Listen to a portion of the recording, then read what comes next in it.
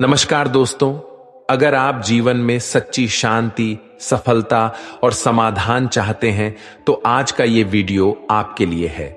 श्रीमद् भगवद गीता की 25 अद्भुत बातें जो आपकी सोच बदल देंगी, मन को शक्ति देंगी और जीवन की हर परेशानी को आसान बना देंगी। ये सिर्फ ज्ञान नहीं है, ये जीवन का अमृत है। जो भी इंसान इन 25 बातों को दिल से सुनेगा और समझेगा, उसके जीवन में बदलाव तय है। दुख दूर होंगे, रास्ते खुलेंगे और मन को सच्ची शांति मिलेगी। तो वीडियो को अंत तक जरूर देखिए, क्योंकि शायद यही वो पल हो जब भगवद गीता आपके जीवन की दिशा बदल दे। यो चलिए शुरू करते हैं। श्रीमद् भगवद गीता का सबसे पहला उपदेश है कि जीवन में जब भी कोई मुश्किल आए तो हिम्मत मत हारो, बस थोड़ा धीरज रखो। जो लोग मुश्किल वक्त में खुद को थोड़ा संभाल कर धीरज रखते हैं, वो हर मुश्किल को आसानी से पार कर जाते हैं। एक राजा अपने गुरुजी के पास गया और उसने गुरुजी से जाकर बोला कि ऐसे तो राज्य में हर प्रकार की खुशहाली है, पर वक्त का कोई भरोसा नहीं है। अगर कभी जिंदगी में कोई मुश्किल वक्त आए, कोई बुरा वक्त आए, तो उस वक्त के लिए मुझे कोई मंत्र दीजिए, कोई शिक्षा दीजिए, कोई उपदेश दीजिए कि उस बुरे वक्त से कैसे बाहर निकलना है। तो गुरुजी ने उसे एक ताबीज बांधकर दे दिया और राजा से कहा कि इस ताबीज में मैंने एक मंत्र लिखकर रखा है। जब तुम्हारी जिंदगी में बहुत बुरा वक्त आए और तुम्हें लगे कि इससे बुरा तो अब कुछ हो ही नहीं सकता, उस समय पे यह ताबीज खोल के तुम इस मंत्र को पढ़ लेना, तुम्हारे अंदर बहुत शक्ति आ जाएगी। और एक दिन ऐसा हुआ भी कि उस राजा के राज्य पे किसी दूसरे राजा ने आक्रमण कर दिया और इस राजा की ऐसी स्थिति हुई कि उसे अपना राज्य छोड़कर, पूरे शहर को छोड़कर अपने कुछ लोगों के साथ भागना पड़ा। उस समय पे राजा बहुत दुखी था और विचार करने लगा कि गुरुजी ने मुझे तावीज दिया था कि जब जिंदगी में बहुत बुरा वक्त आए तब उसे खोलकर पढ़ना और इसके अंदर जो मंत्र लिखा हुआ है वह मेरे अंदर शक्ति भर देगा। राजा ने विचार किया कि इससे बुरा वक्त और क्या हो सकता है। उसने गुरुजी का दिया हुआ वह ताबीज खोला और उसके अंदर लिखा हुआ था कि यह वक्त भी गुजर ही जाएगा। इस वचन को पढ़कर राजा के मन में एक शक्ति आई, विश्वास जगा कि ये जो बुरा वक्त है ये भी टिकने वाला नहीं है, ये भी निकल ही जाएगा। इसलिए मुझे हिम्मत नहीं हारनी, वापस से अपनी सेना खड़ी करनी है। और उस राजा ने वापस अपने सैनिकों को जमा करके अपनी सेना को खड़ा किया और उस राजा पर हमला करके अपना राजा वापस प्राप्त किया। तो जिंदगी में स्थिति चाहे कितनी भी बुरी क्यों न हो, वह हमेशा के लिए नहीं रहने वाली, वो भी एक दिन गुजर जाएगी। वक्त चाहे कैसा भी हो, एक दिन जरूर बदल जाएगा। हमारी जिंदगी में न जाने कितनी बार दुख आए, कितनी बार मुश्किल वक्त आया, लेकिन हम हर बार निकल जाते हैं। ऐसे ही आपकी जिंदगी में जब कोई मुश्किल वक्त आए, बुरा वक्त आए, तो मन में यह विश्वास रखना कि यह वक्त भी एक दिन गुजर ही जाएगा। इसलिए अपनी हिम्मत मत हारो। अगर आपके अंदर धीरज है तो आप बुरे से बुरे वक्त को भी जरूर पार कर जाओगे। श्रीमद् भगवद गीता का दूसरा उपदेश यह है कि जब भी जिंदगी में खुद को अकेला महसूस करो, तब इस सच्चाई को ठीक से समझ लेना कि आप दुनिया में अकेले ही आए थे और अकेले ही जाओगे। वास्तविकता में यहां कोई आपका अपना नहीं है। एक दिन तो जो मां बाप हमें जन्म देते हैं वो भी हमें अकेला छोड़ के चले जाते हैं, तो औरों से तो उम्मीद ही क्या करना। यदि कोई आपका साथ छोड़ दे तो याद रखना कि वो ईश्वर सदा आपके साथ है, वो कभी आपका साथ नहीं छोड़ता।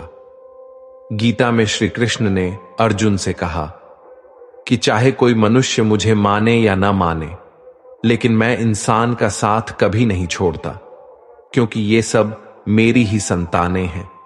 इंसान को ईश्वर का ही अंश कहा गया है, इसलिए मनुष्य को ईश्वर की संतान कहा जाता है।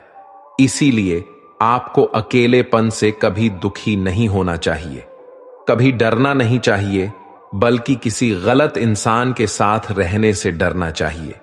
एक कहावत है कि something is better than nothing, यानी कुछ होना कुछ नहीं होने से कुछ गुना बेहतर है।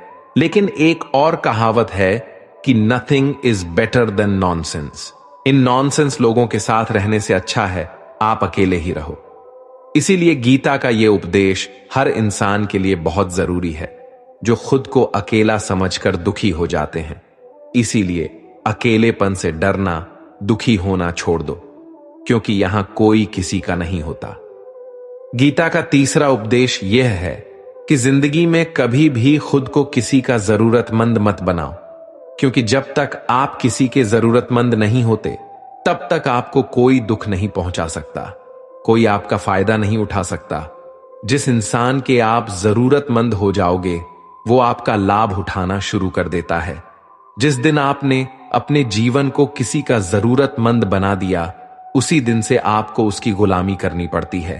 औरों की तो छोड़ो, जो लोग अपने नौकरों के, काम वाली बाइयों के जरूरतमंद हो जाते हैं तो उनका सब कुछ सहना शुरू कर देते हैं, क्योंकि उन्हें पता होता है कि आपका काम उनके बिना चल ही नहीं पाएगा और आप खुद से उतना काम कर नहीं पाएंगे और दूसरा कोई आपको मिल नहीं रहा तो उनका आपको परेशान करना शुरू हो जाता है।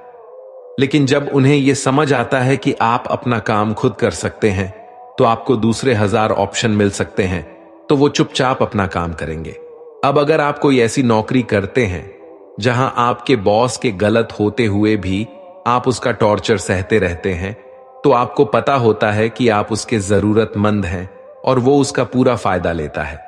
और तो और, जिस घर परिवार में आप रहते हैं अगर वहां भी आप किसी के जरूरतमंद हैं तो वो आपको पूरा चूस लेता है, क्योंकि वहां आप 24 घंटे रहते हैं, कहीं और जा ही नहीं सकते। आपके सर पे चढ़ के नाचेगा वो इंसान और आपको पूरी तरह से अपने कंट्रोल में रखेगा। लोगों को बहुत मजा आता है अपने से कमजोर इंसान को अपने कंट्रोल में रखने के।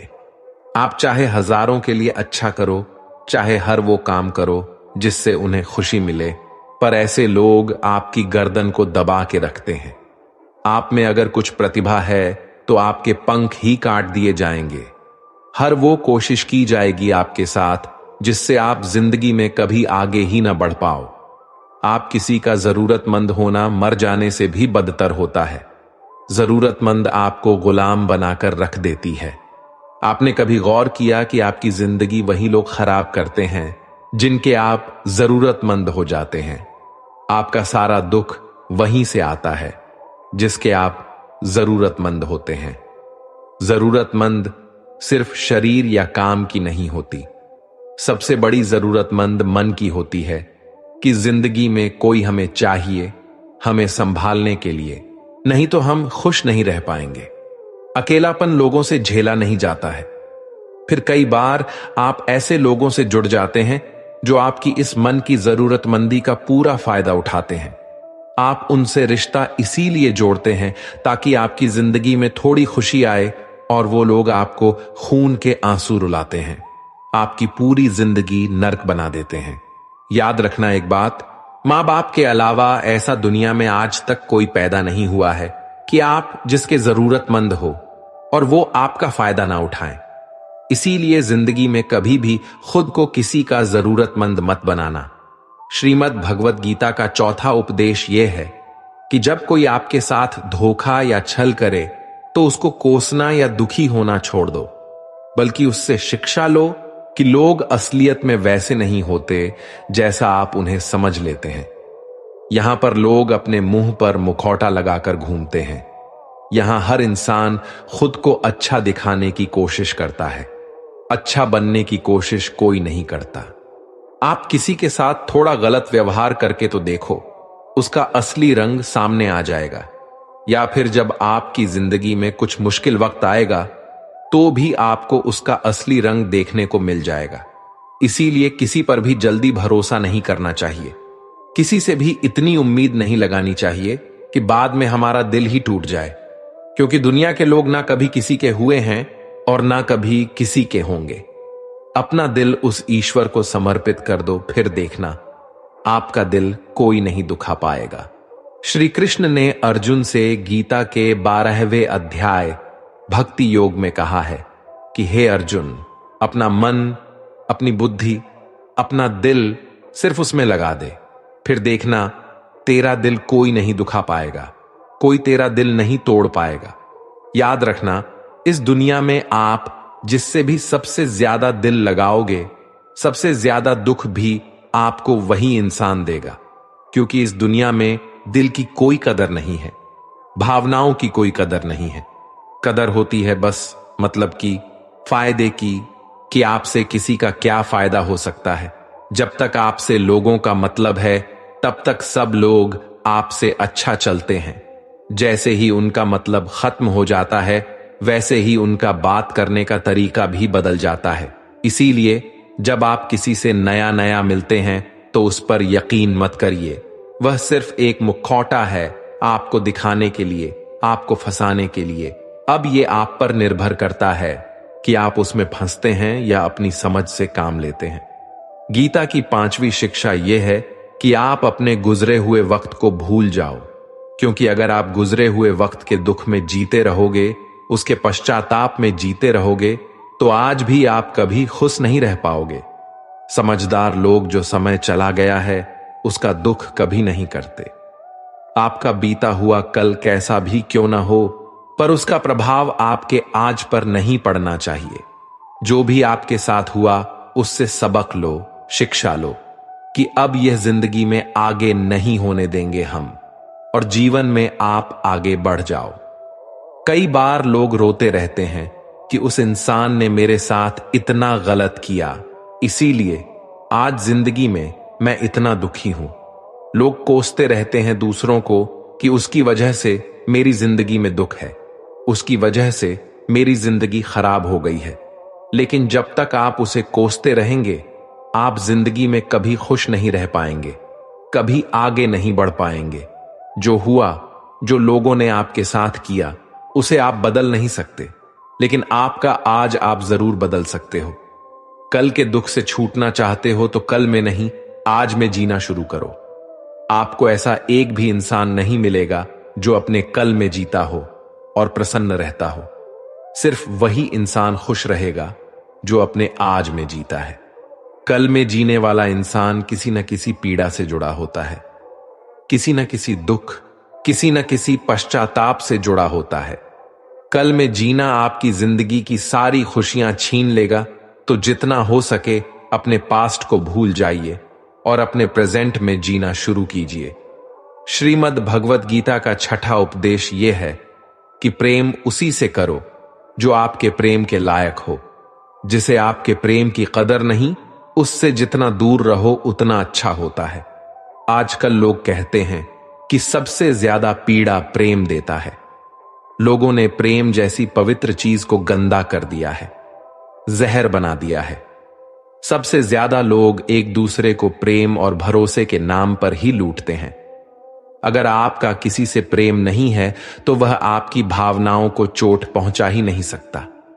संबंध चाहे जो भी हो, हद से ज्यादा किसी से प्रेम करोगे और अगर वो उसके लायक नहीं तो सिवाय दुख के और कुछ नहीं मिलेगा। वास्तविकता में प्रेम पीड़ा नहीं देता, बल्कि ऐसे इंसान से प्रेम करना पीड़ा देता है जिसे आपके प्रेम की कद्र नहीं है। तो प्रेम सिर्फ उसी इंसान से करो जिसे आपके प्रेम की कदर है। जहां आपको यह एहसास हो जाए कि आपके प्रेम की, आपकी भावनाओं की कदर तक नहीं है, वहां से आप कृपया करके खुद को दूर ही रखें। गीता का 7वां उपदेश यह है कि हमारे रिश्तेदार ही हमसे सबसे ज्यादा जलते हैं। हमारी सफलता से सबसे ज्यादा दिक्कत हमारे रिश्तेदारों को ही होती है। बाहर वालों को कोई फर्क नहीं पड़ता कि आपकी जिंदगी में क्या हो रहा है, और जो आपके रिश्तेदार होते हैं उनकी पूरी नजर रहती है आपकी जिंदगी पर। बाहर से तो वो यही कहेंगे कि आगे बढ़ो, सफल हो जाओ, खुश रहो जिंदगी में।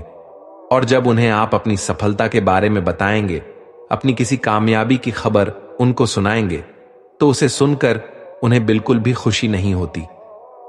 कई बार सारी दुनिया आपको पसंद करती है, आपके काम की तारीफ करती है, लेकिन आपकी कदर आपके घर में ही नहीं होती।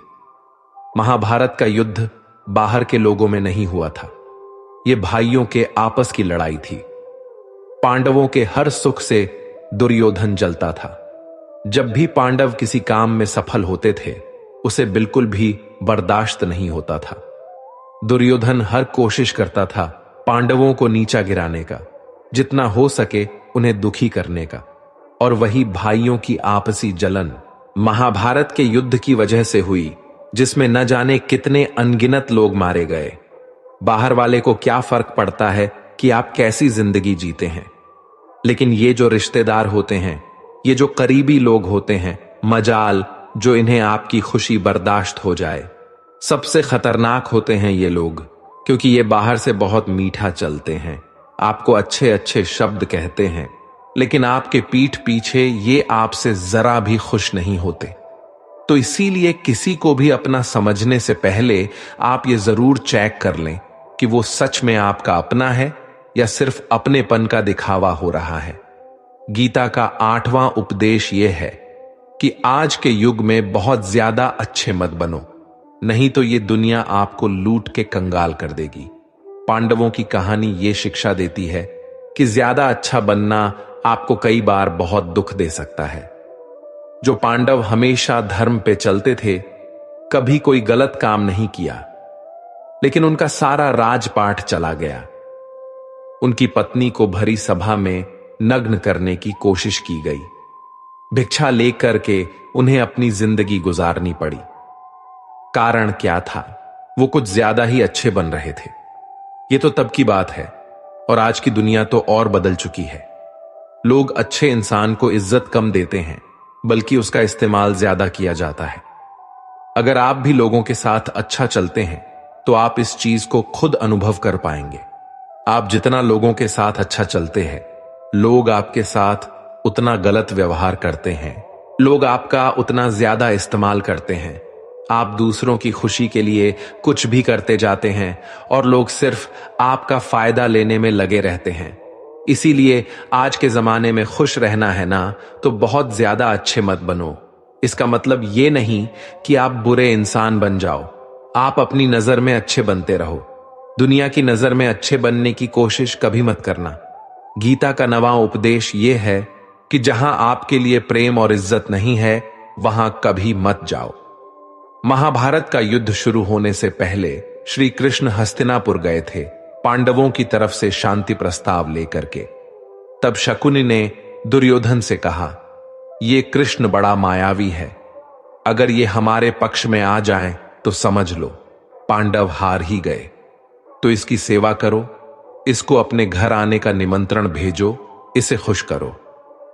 जब श्री कृष्ण हस्तिनापुर पहुंचे, तो दुर्योधन ने उन्हें अपने घर आने के लिए कहा और श्री कृष्ण से कहा, आप मेरे घर में रहिए, मेरा आतिथ्य स्वीकार कीजिए, मेरे घर में भोजन कीजिए। तो श्री कृष्ण ने दुर्योधन से कहा कि दुर्योधन, इंसान को किसी के घर तभी भोजन करना चाहिए, तभी जाना चाहिए, या तो उसे बहुत प्रेम हो, या तो हमारे जीवन में कोई बहुत बड़ी आपत्ति आ गई हो। ना तो मेरी जिंदगी में कोई आपत्ति आई है, और ना ही तुम्हारा मुझसे कोई प्रेम है, तो तुम्हारे घर तो मैं कभी नहीं आऊंगा। तुम मुझे अपने घर बुला रहे हो सिर्फ और सिर्फ अपना मतलब पूरा करने के लिए, और मतलबी लोगों के घर कभी नहीं जाना चाहिए। इसीलिए इससे हमको ये शिक्षा मिलती है कि जिसके दिल में आपके लिए प्रेम नहीं है, इज्जत नहीं है, वहां आपको कभी नहीं रहना चाहिए। आपको सिर्फ उसी जगह रहना चाहिए जहां आपकी कदर हो, आपको इज्जत मिले, और जहां आपको प्रेम मिले। गीता का 10वां उपदेश यह है कि कभी भी अपने धन, अपने पद और बल का अभिमान नहीं करना चाहिए। दुर्योधन को बहुत अभिमान था कि मेरे पास भीष्म पितामह जैसे, द्रोणाचार्य और कर्ण जैसे योद्धा बैठे हैं, तो ये पांडवों को तुम्हें यूं ही मसल कर रख दूंगा। अपने धन का अभिमान था, अपने पद और शक्ति का अभिमान था, लेकिन वो अभिमान ही एक दिन उसके सर्वनाश का कारण बना। जो लोग अपने पैसे के अहंकार में या शक्ति के अहंकार में दूसरों को नीचा दिखाते हैं, दूसरों को चोट पहुंचाते हैं, एक दिन उनकी वही गलती उनका सर्वनाश कर देती है। इसलिए जीवन में आप चाहे कितने भी सफल हो जाएं, कितने भी बड़े इंसान हो जाएं, लेकिन उसका अभिमान दूसरों को कभी मत दिखाना। गीता का 11वां उपदेश यह है कि जो दूसरों के साथ छल करता है उसका अंत बहुत बुरा होता है। दुर्योधन का मामा शकुनी और दुर्योधन ने पांडवों के साथ जीवन भर छल किया, पथ पथ पर उन्हें धोखा दिया, कभी ईमानदारी से उनके साथ नहीं चला और उसका परिणाम दुर्योधन को यह मिला कि उनके दल का हर एक बड़ा योद्धा छल के द्वारा ही मारा गया। क्योंकि दुर्योधन ने जैसा कर्म किया था उसको वैसा ही फल मिला। सारा जीवन भर उसने छल किया तो अंत में उसकी खुद की मृत्यु भी एक छल से ही हुई थी। इसीलिए कोई अगर खुद को बहुत ज्यादा चालाक समझता है कि दूसरे को धोखा दे दिया, दूसरे को बेवकूफ बना दिया, एक दिन कोई आएगा उसकी जिंदगी में भी तो उसको ही धोखा देगा। क्योंकि कर्मा सबके चेहरे याद रखता है। जो जैसा कर्म करता है उसको वैसा फल जरूर मिलता है। गीता का 12वां उपदेश यह है कि जो इंसान आपको बार बार चोट पहुंचाए उसे कभी माफ नहीं करना चाहिए। युधिष्ठिर ने दुर्योधन को बार बार माफ किया और उसका परिणाम यह हुआ कि उन्हें अपनी जिंदगी में बहुत बड़े दुखों का सामना करना पड़ा। वह इंसान अगर एक बार गलती करे तो माफ करना फिर भी ठीक है, लेकिन कोई अगर बार बार गलती करे तो उसे माफ करना आपको बहुत ज्यादा नुकसान पहुंचाएगा। क्योंकि वो गलती नहीं हो रही है उससे, वो उसकी आदत है, वो ऐसा ही है। वह हमेशा आपके साथ ऐसा करेगा, तो बहुत ज्यादा दयालु मत बनो। किसी को माफ करने में और बेवकूफ बनने में बहुत बड़ा अंतर होता है। किसी को अगर एक बार आप माफ भी कर रहे हो तो उस इंसान से आप जरूर सावधान रहना। कहते हैं आजमाए हुए को फिर आजमाना मिट्टी मुंह में डालने के बराबर होता है। जिससे धोखा खाया है, जिससे आपको तकलीफ मिली है, उस पे भरोसा गलती से भी मत करना। तो माफ उतना ही करो जितने में आप बेवकूफ ना लगो। गीता का 13वां उपदेश यह है कि अपनी खुशी और अपना दुख हर किसी के आगे जाहिर नहीं करना चाहिए। क्योंकि लोग आपकी खुशी पर नजर लगा देते हैं और आपके दुख में आपकी हंसी उड़ाने लगते हैं। आपकी खुशी से कोई खुश नहीं होता, लोगों को जलन होती है। हर आंसू आंख में लाया ना करो, हर जख्म सबको दिखाया ना करो। यहां लोग हाथ में नमक लिए फिरते हैं, इसलिए अपना हर दर्द सबको दिखाया ना करो। लोग तो बैठे ही हैं दुखी इंसान को और दुखी करने, और जो खुश है उसको तकलीफ पहुंचाने के लिए। अपनी मन की हालत अपने तक ही रखो, सिर्फ उसे बताओ जिससे उसे समझने की समझ हो। गीता का 14वां उपदेश यह है, आप चाहे कितने भी अच्छे हों, लेकिन अगर बुरे लोगों के साथ रहोगे तो आपका भी वही हाल होगा जो बुरे लोगों का होता है। भीष्म पितामह एक ब्रह्मचारी थे, धर्मात्मा थे, लेकिन वो अधर्म के पक्ष में खड़े हो गए। द्रोणाचार्य भी एक ब्राह्मण थे, लेकिन वो अधर्म के पक्ष में खड़े हो गए, तो अंत में उनका वही हाल हुआ जो एक अधर्मी इंसान का होता है। उनको मृत्यु के समय भयानक पीड़ा का सामना करना पड़ा।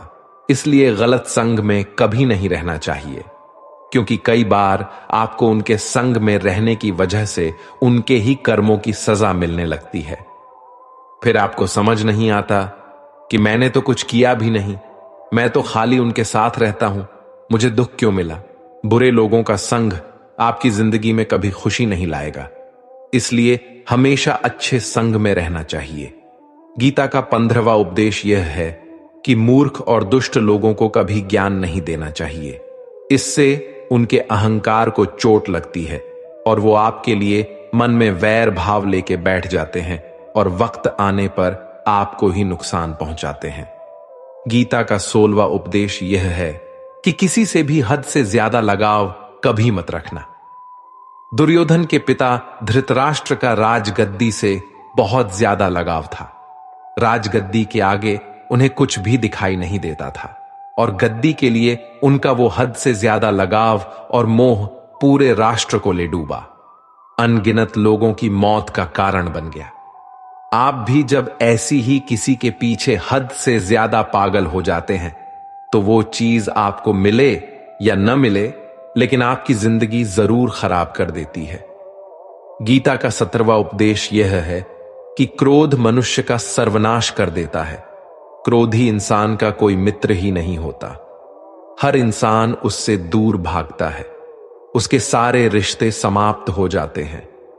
जो इंसान अपनी क्रोध को नहीं संभाल सकता, वो जिंदगी में कुछ भी संभाल नहीं सकता। गीता का 18वां उपदेश यह है कि अपने मन को शांत रहना सीखो, क्योंकि अशांत मन जीवन में सिवाय दुख के और आपको कुछ नहीं देने वाला, और एक शांत मन आपको जीवन में प्रेम और आनंद ही देगा। दुख और सुख सिर्फ शांत और अशांत मन के परिणाम हैं। अशांत मन दुख को ही जन्म देता है और शांत मन परम आनंद को जन्म देता है।